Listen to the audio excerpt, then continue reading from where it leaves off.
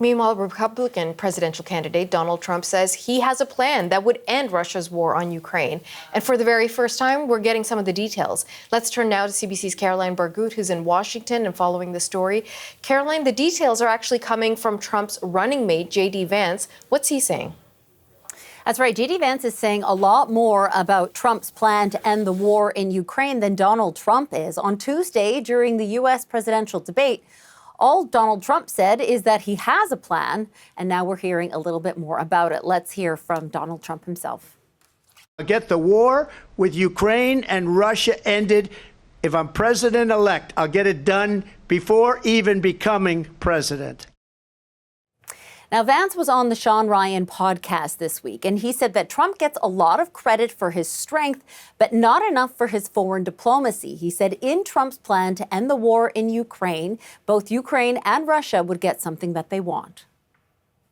Trump sits down, he says to the Russians, the Ukrainians, the Europeans, you guys need to figure out what does a peaceful settlement look like? And what it probably looks like is something like the current line of demarcation between Russia and Ukraine. That becomes like a demilitarized zone. It's heavily fortified so the Russians don't invade again.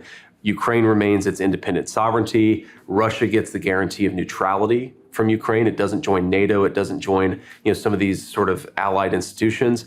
And I think that's ultimately what this looks like.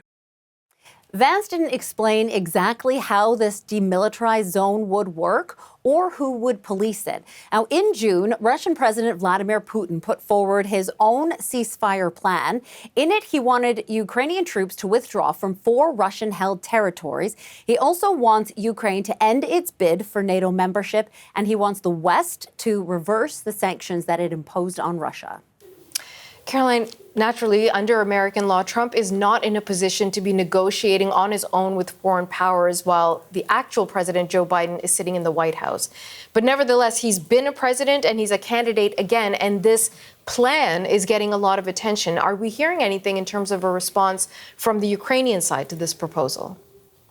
We haven't heard anything yet from Ukraine, but it is unlikely that country will accept this proposal. And that is because President Volodymyr Zelensky has maintained this entire time that he will not accept a plan that means that he would have to give up any part of Ukrainian territory. Now, 2 years ago, Zelensky presented a plan to the United Nations, and in it, he wanted a complete and total Russian withdrawal. He also wanted the borders to be backed up to pre-2014. Now, in 2014, as we know, Russia annexed Crimea. So that is exactly what Zelensky has said so far that he wants. Now, Russia holds about 20% of Ukrainian territory, and Trump's plan would mean that Russia could hold on to that territory and Ukraine wouldn't be able to get it back. So it's highly unlikely that Zelensky will agree to any of that.